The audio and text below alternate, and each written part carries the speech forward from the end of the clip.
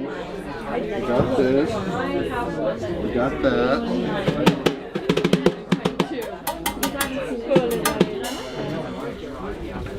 Must play soft. Must play soft. Must play soft. That's what it says here. Twice. No, in New York. Yeah, on forest. Okay, so yeah, like maybe. You're just buying a magazine. Thanks for coming. Thanks to Jonas and everybody at Spoonbill for this book event. It is a book event. We have books, there's wine. You get a free drawing with every book and a signature.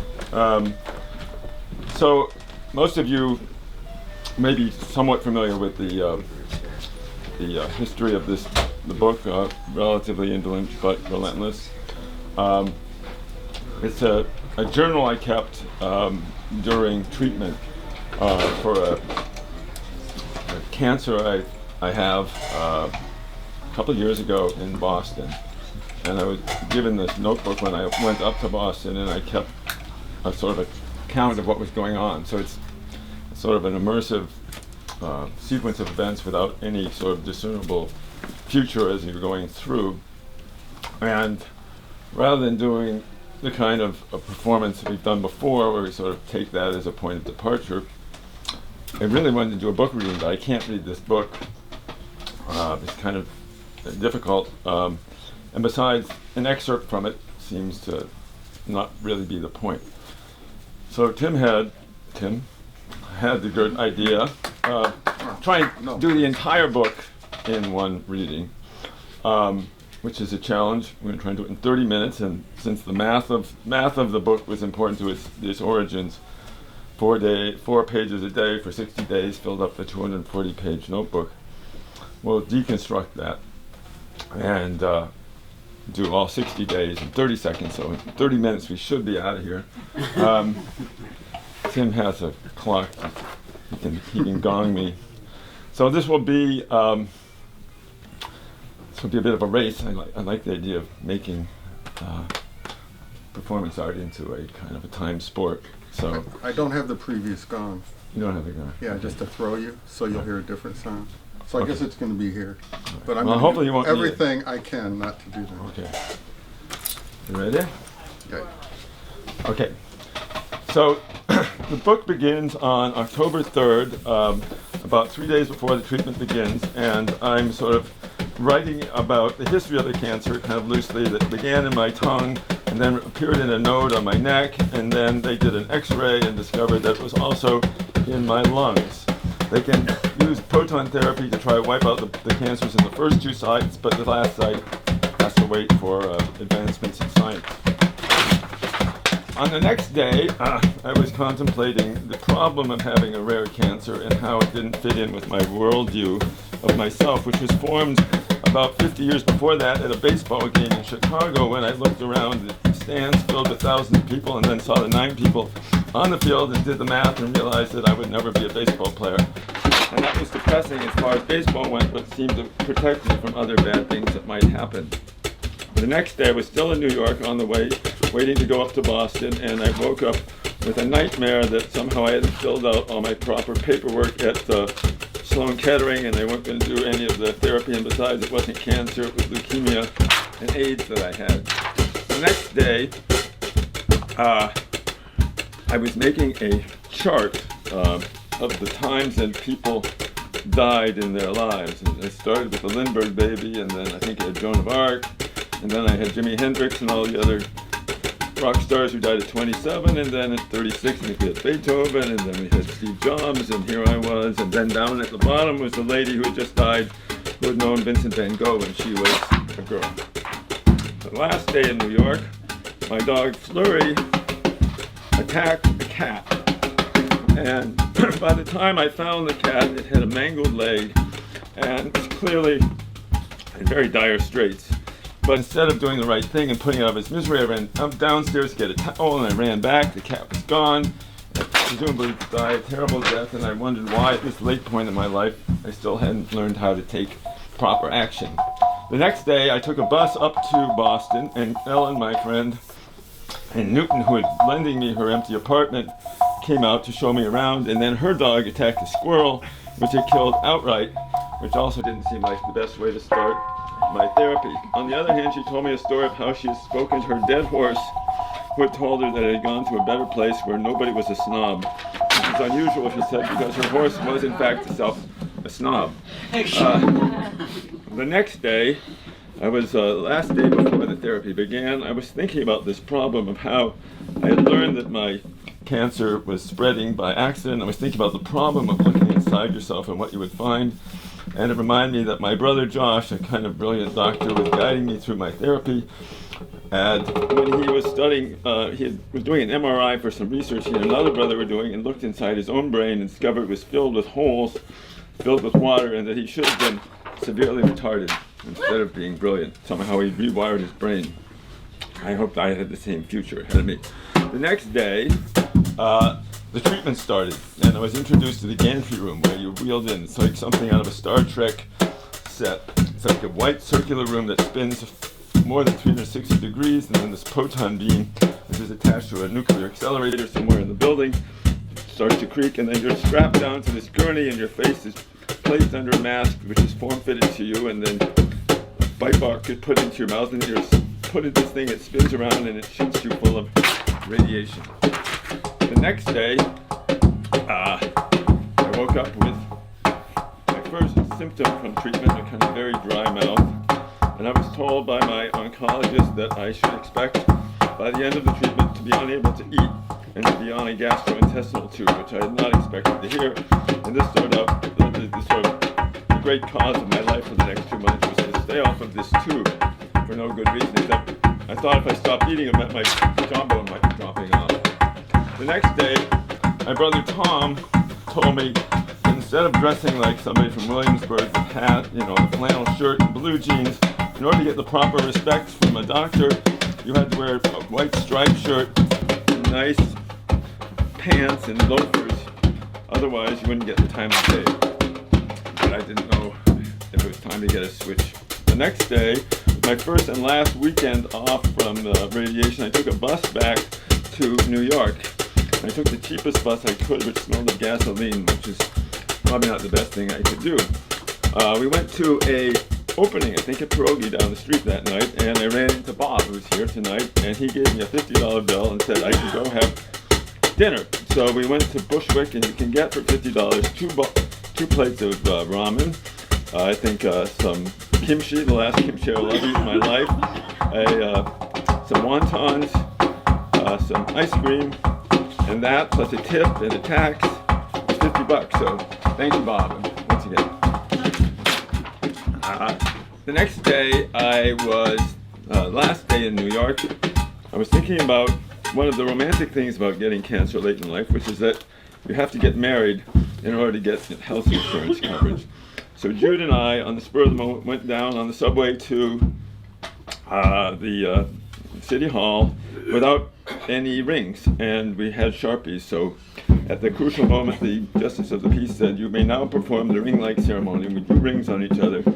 We said we would renew our vows every day, but of course we never did. Jude drove me back to Boston, which caused me to contemplate how much cooler she is than I am. Jude was a cow, and she worked on a ranch for years, and then rode as a rodeo rider, and she was a drummer in a band called the Ultra Bobas, and then she marched in Carnival with those big feather headdresses, and then she ran in marathons and won prizes, and then she went to India, and she did yoga for months and months and months, and then she met me. The next day, my neck burns. I'm now like 3 days into treatment. The burns on my neck were beginning to accumulate, and I began to identify these different personas that I was adopting as I went through treatment. One was a kind of mewling baby who complained about everything and wanted to be taken care of, which I tried to reveal to as few people as possible. Then there was this sort of Joe Cool character who acted like nothing was wrong and could laugh his way through anything, which was a kind of public persona. Then there was a kind of passive dude who sat on the couch, which was going to become increasingly the case. And then there was also this kind of wizened old cancer guy. I suspected after just 1 or 2 sessions, I was telling everybody else in the treatment room how to get through their therapy. day 6, I think I was playing Hey Jude on the, they either have generic rock and roll in the gantry room while you're being radiated, or you can bring in your own CDs. We parked in stall 406, and that started a kind of a life, month-long obsession with numbers. To remember where I was, I remember that 406 was a number, the last time anybody hit over 400 in baseball was Ted Williams, who lived in Boston, who played for Boston. It also reminded me that Stephen Jay Gould had once speculated that the reason nobody was hitting 406 anymore was because the system, the ecological system he existed in was still in infancy, and like early systems in which other creatures would die off because they were maladaptive, like saber-toothed tigers, there were also highly adaptive creatures like Tyrannosaurus rexes that would eat everybody else up. So he was sort of an artifact of a early system, and I thought, well, maybe I'm an artifact of an early system as well. The next day, it was my first chemotherapy. In addition to the radiation, I had to have chemotherapy every week, basically to make me extra sick so that the radiation would do a more effective job on the cancers in my first primary sites. You're given a nurse who's sort of there for the duration to help you out with everything. And this was a very nice, chatty nurse. And at the end of the session, she said, our goal is to give you 2 good years while we look for discover something which will perhaps cure the cancers in your lungs. Which, instead of reassuring me, made me start counting down to 2 more years. And that would be right about now. So far, she's off by her calculations. My brother Josh, with the holes in his head, came in the next day with his family, and his son Abraham, who's one of those guys who tries to figure everything out, was sitting in the back of the car, and he asked me very calmly if I was going to be the first uncle to die because I was sick. And I said, jokingly as I could, that was my plan, and then I spent the rest of the day wondering why I said such a horrible thing to a little boy. But he didn't seem to mind because I think it was the answer he expected to hear. The next day was a weekend, and I woke up 5 times in the middle of the night to spit as the symptoms were beginning to get worse and worse. And I fell and broke a stool in the middle of the night, and I felt like an old man. Went to the head of the Charles to see people rowing up and down the river. Thought about my old professor, Julius Schmidt, at the University of Iowa, who had once blown his face apart in a foundry accident, and to keep from scarifying himself, he had shaved his dying skin with a bare razor blade, which had given him kind of baby skin, and I wondered if I would ever be as tough as my teacher, Julius Schmidt. The next day was the first and last time I tried to have a lot of food while in therapy. It was a kind of anniversary night for my brother Josh and his wife, and we had cake and lasagna and wine and tomatoes, which I could not taste, but I could eat. I was trying to fat myself up so I would stay off the feeding tube for as long as possible. After that, we went to see a klezmer bassoon concert by an 11-year-old boy and his brother, who played honky-tonk piano on a stand-up piano in his underwear. The next day, I began to try to illustrate the pain that I was beginning to feel in my tongue. The side of the tongue felt like razor blades in the point, pressed inside. The tip, as though pins were there. The back of the tongue, back of the mouth had nails, and then the underside had a kind of chisel moving into itself. Of course, it gave me some difficulty speaking. The next day was the first time I illustrated a concept which had been sort of dogging me from the beginning, which is that sooner or later you would feel like you were falling off a cliff. And falling off a cliff is an interesting kind of metaphor to be working with because you don't really know where you are, but you think every time things get worse, they could get even worse. And you don't know quite how to invest in the feeling of being scared of what's going to happen next. I did know that I was starting to take more and more drugs than I ever expected to take in order to sort of calm myself down and alleviate the effects of the painful radiation. The next day, I think in therapy, James Brown, It's Hell, which was actually a very good song to be listening to while in therapy. It made me contemplate the problem of being under this mask for long periods of time. you have to achieve a kind of Zen-like state of transcendence. You have to be there and not be there so that you don't begin to panic and swallow. Once you swallow, then you can't stop swallowing, and then there's these beams coming into you and you're in danger of choking to death. But I have a very short attention span, so that was a very difficult thing for me to learn how to do. The next day, I noticed that the lymph nodes had begun to back up, and I was developing a double chin, which allowed me to speculate on what it would like if I ended up looking sort of like Christopher Morley. And then the long-term effects of this is either that your neck muscles will atrophy and you'll end up with a little pencil neck, or they'll become very droopy and you'll have a kind of saggy, kind of droopy face, or you'll end up with a kind of a purple thing. So that was my cheerful speculation for the day. I was getting a little bit addled at this point. I realized that there are several days when I write one day's date down and get halfway through and realize it's the wrong day. And this was a kind of disorienting and discouraging symptom to be aware of, that even simple things like that were becoming difficult to keep track of. It's also the first day I put on a fentanyl patch, a sort of transdermal patch that feeds all kinds of analgesics into your system, opiates that make you less pain, but also less alert to the world. And so my goal of keeping track of what was going on with me was being challenged by the circumstances that I was finding myself in. In New York, meanwhile, the next day was a weekend, there was a terrible murder. A nanny killed two of her charges and then slit her throat in the bathtub. It was a very grotesque scene, and for some reason it made me have a nightmare that night that I had, on my drugs, murdered a whole family of some sort. And my main worry was that nobody would take care of me after I'd done such a horrible thing, even if I was on drugs at the time. Next day I went up to my old college roommate Jack's place. Jack lives in a little farm area about 20 miles outside of Boston, and over the years he's made this sort of perfect environment for himself, and he drives around in a big front-end loader and moves boulders. And he built his own barn out of wood that was raised by his neighbors. And we also heard that there was a storm coming, and I was worried that if the storm was bad enough, and everybody said it was very bad, that the hospital would close down and I would be stuck on the gurney and turn into a skeleton. The next day we went to the store and began to buy supplies for this great storm. Frozen peas and bananas, and no, not bananas, and everything was frozen because that was the problem. Fish and vegetables, and then Sandy came and the power went out and we were stuck with nothing we could eat.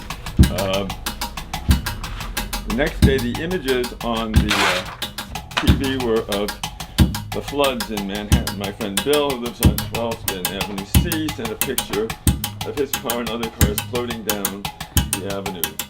And meanwhile we had no power. My mother was eating all the eggs she could in order to make sure that they didn't go bad. She comes from this pioneer stock. Her grandmother had given birth to babies by herself in a sod house in Kansas, and had warded off an eagle who was trying to take her Uncle Harry away from the crib in the middle of the night.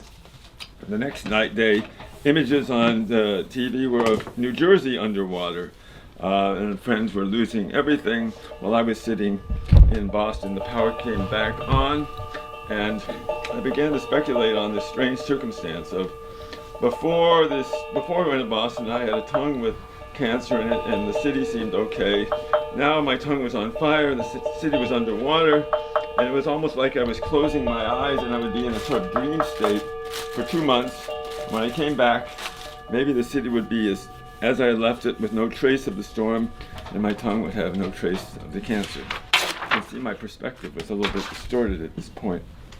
The next day, let's see, we went to a museum to after therapy in Boston, and I drew pictures of extinct mammals, or woolly mammals and saber-toothed tigers. And there was a beautiful little room where they had live butterflies that were flying around. And I tried to draw them, but mostly I was interested in the dead butterflies, it seems, according to the book. They were broken on the floor in puddles. Next day, I'm actually halfway through a treatment, as it turns out, and I tried to draw something which is even more difficult to draw upside down, which was the feeling I had that I had my head up my ass.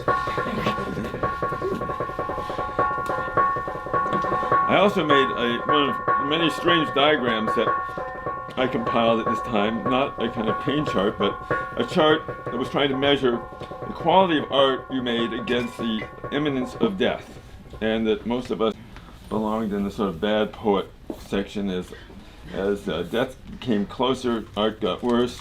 Some people are not affected. Some people, like Anne Frank and Mozart, actually get better. At least that was my quantification of this problem.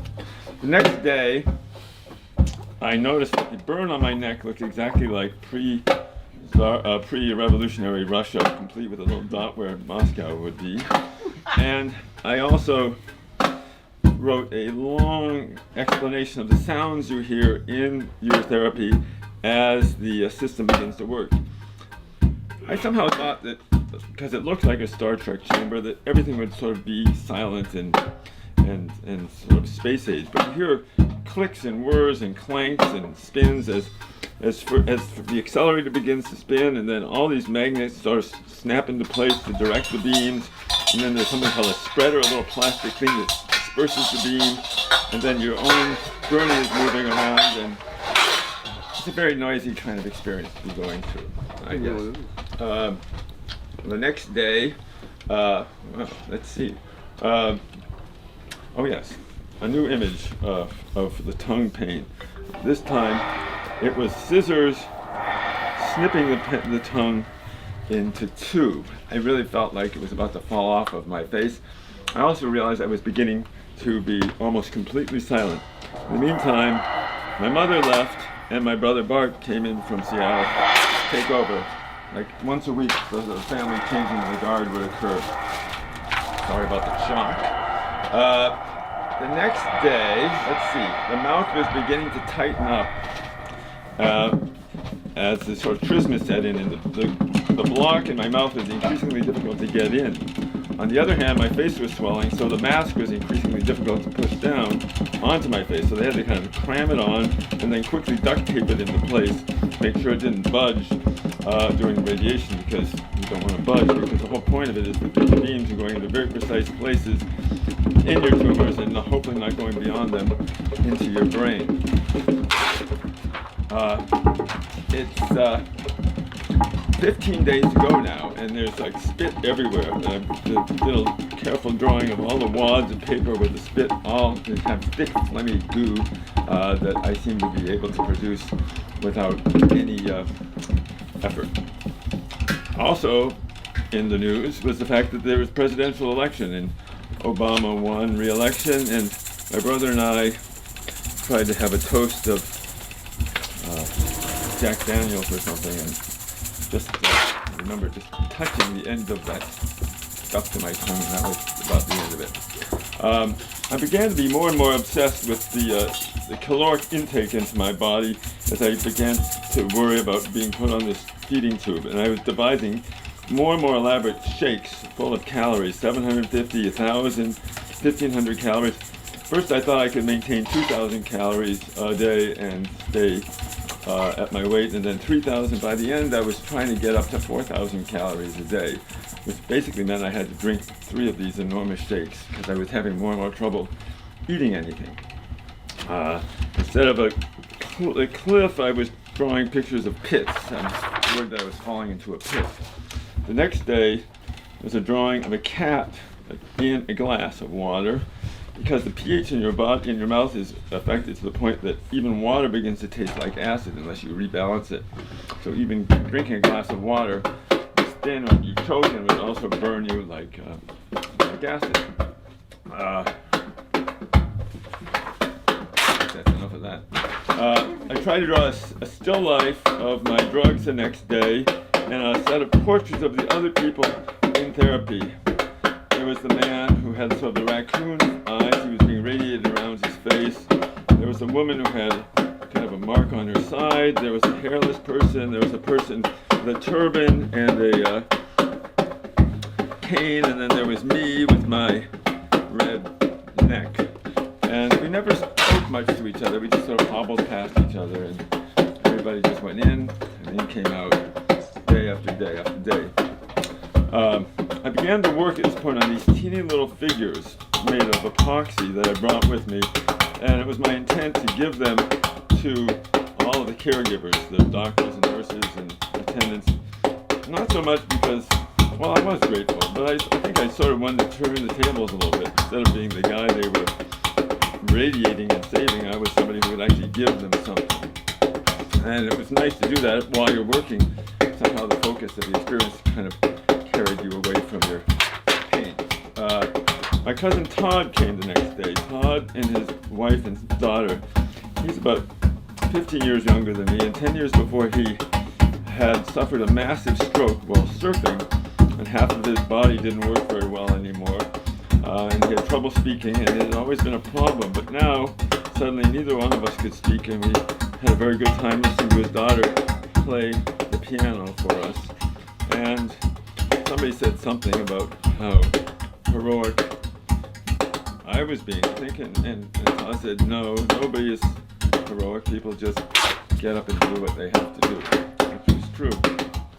The next day, I was thinking about my somewhat obsessive-compulsive childhood and this ritual I had gotten engaged in, first praying ever more elaborately to the malevolent God who I was convinced was going to kill me if I didn't pray more obsequiously every day, and then sitting in the bathtub, splashing water, and then splashing inside the tub, and then eventually standing on the tub and dancing around.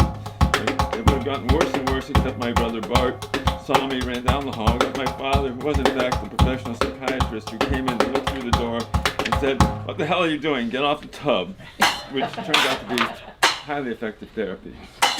The next day was chemotherapy day again, and I was charting my weight. I tried to fatten myself up so that I wouldn't get too skinny, but that was wrong because now they were measuring my fat weight against my new weight, and if I lose 10% of my weight, then I have to go on the tube, and this was really bothering me. It was also the day that the Donald Petraeus scandal broke. Petraeus was the general, type A personality who was giving credit for the surge, but now was in trouble because he had slept with his biographer.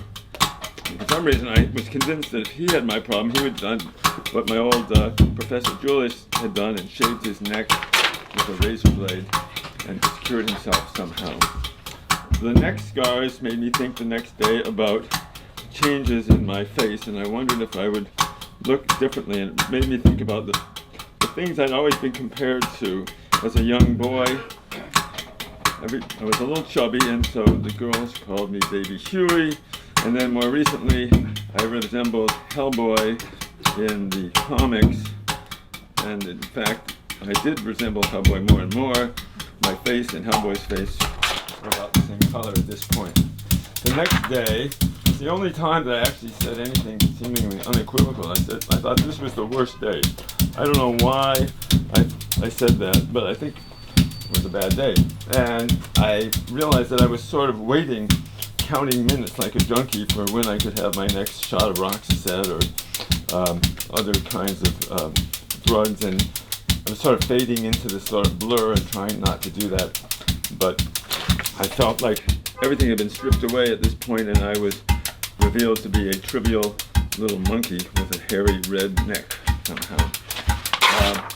I was obsessing now, this is November 17th, with the 4,000 calorie number and doing everything I could to stay on it, but to kind of force myself, or to prove to myself I wasn't completely lost to the world, I was looking at what the healthies were doing, and at this point they were blowing each other up in Gaza, so I was drawing pictures of Palestine in rubble, but I also couldn't help myself and had to draw another picture of my tongue, and this time, instead of needles or razors, I drew St. Sebastian pierced by arrows in my mouth, which gives you some idea where my head was at, I guess. Sunday was my radiation day because we're preparing for the holiday break, Thanksgiving break, and the new image was of a person on a tightrope going between chasms, and I was speculating about the three ways I expected to die from my current treatment. One is that I would drown in my own phlegm. Two is that I would spontaneously combust while being radiated and burned to a crisp. And three, somehow my head would just pop off of my neck one day. wall across the house. The next day, let's see, where am I? Oh yes, the G-tube is looking like it's going to be unlikely. I think it's looking like I might win my major battle of the war. So it encouraged me to write about my routine before irradiation, which involves taking a pill and then flossing and then brushing your teeth and then gargling with a kind of a mouthwash that freezes your mouth, and then flossing and spitting and gargling again, and then spritzing in your nose, and then one last spit, and then you go in. The whole idea is to keep saliva out of your mouth while you're going through this radiation. I saw waffle marks were appearing on my face and not going away from the pressure of this sort of mask, which is a kind of a mesh of plastic. My tongue, to me, looks like a little monk now. It just had like a red tip and like a yellow gooey surface. And my neck was so dry and stiff that I couldn't turn my head anymore. I couldn't drive. I had to sort of sit and be completely dependent on everybody around me. My family came the next day for Thanksgiving, and somebody finally looked at the back of my head and noticed that there was no hair there anymore, which I felt kind of betrayed by, because I've been looking in the mirror all this time. I didn't realize things were falling apart on the other end as well. Jude came up with a new idea. Instead of trying to give ourselves this problem of drawing the rings on our fingers every day, we should just get tattoos there. But you can see we haven't done that yet either. It's a nice idea. Next day was Thanksgiving. It was also November 23rd, which to me always meant the day that Kennedy was shot. And I did this somewhat horrible drawing trying to parallel the pictures from his autopsy with mine. So here's like the bullet going through his head and through his neck, and then the Freedman pattern of the radiation going into the head and out the other side. The next day we went to Lexington to see the site, the little bridge where the Redcoats and the Minutemen faced off, and the shot was heard around the world. And there's a little house about on the other side of the small river that Emerson's grandfather lived in, and that Emerson himself wrote Nature in about 50 years later. So the revolution started here, and also the transcendental movement. After, I won't even tell you about the next guy. And so now I'm up to 1,800 calorie shakes, and I went out to Jack's again, and he insisted, in my befog condition, that I drive his backhoe and move his big boulders around his property. Which was really a nice gesture of faith on Jack's part, since I wasn't supposed to be anywhere near a car, let alone operating heavy machinery. The next day, the last break before the end of the therapy, I drew a diagram of what an average day would look like, beginning with fitful sleep, then wake up and drink a shake, then sit, then go get therapy, then sleep, then go home, then draw a little bit, then sleep, then drink another shake, then sit. It's not a rich life at this point. The next day, I was comparing the three things that were sort of on my mind at this time, which is a comparison of how effectively you can drink high-protein shakes, or row down a river, or make works of art. And it seemed to me that the one thing I identified in all these is that the more you thought about any of them, the worse you were at the other thing. You just had to swallow the shake or do the thing, but I was not having too much faith in my brains at this point. On November 27th, I was having fantasies of drinking Manhattan cocktails because I think they looked like Roxasset, this sort of rich red stuff. I knew I'd never drink one because the alcohol would kill me at this point. I did give the little statue I had made for my primary radiation oncologist, Dr. Leach, to him. It was a man sticking his tongue out, because that's what I had to do with Dr. Leach all the time, to show him the progress of my radiation. And I thought he would be charmed by it, but he said, I will try not to take this too personally. So, in the end, I don't think it was much of a success. The last day of therapy is this day, and you have a little bell, and you ring the bell and you have to say this poem, like, ring this bell 3 times well, and it will surely say, I've done my treatment and I'm on my way. And then everybody in the room claps and you take a picture and you go home. I asked the doctor finally if anybody had gone through this therapy without taking all these drugs, and he said, oh yeah, every so often. There was an 80-pound lady who came through and they were basically melting her face off. But every time they asked her if she wanted radiation, she said, no, God is my friend and he will protect me. So I ended up getting beaten up by the little old lady and God. But on the other hand, my final average for caloric intake was 4,002, which I thought balanced out very nicely with Ted Williams' batting average as well. The day after, I felt a little bit like a guy sweeping up after the elephant in a parade. I'm sort of sitting around still. For some reason, I became fascinated with the ugliness of my foot, which had gotten dehydrated with the rest of me, but I had neglected to look at through all this crisis. It turned into this hideous, kind of crispy yellow appendage. And I sat there like a zombie for the day, waiting for my rescue. The next day, the last day in Boston, the mask which I'd been wearing and I'd become quite fond of, and the bite block had been idle for long enough that the radiation had drained away from them enough for me to come pick them up. I took them back. I tried to put the mouthpiece in my mouth, but I realized I couldn't even get close anymore, and now I can't even get as close as I could at the time because the mouth begins to tighten up and you become a kind of shrunken person. Jude drove up that morning from from New York, with her friend Joy and our dog Flurry, and they threw me in the back of the car, and we drove back to New York, and I sat there in kind of a dizzy spell. The last day, I'm sitting in a couch, and Jude and Joy are moving in trash cans and new toilets and bustling around, and I spend the last few hours of that day trying to fill out these pages, trying to figure out what the end of the book is, and then begin to contemplate finishing the book, going and taking a shower, and washing and putting in my medication, and then trying to slip in between Jude and the dog and the cat, which will be wonderful for a minute, but then I'm going to have to get up and go spit. Thanks. That's it.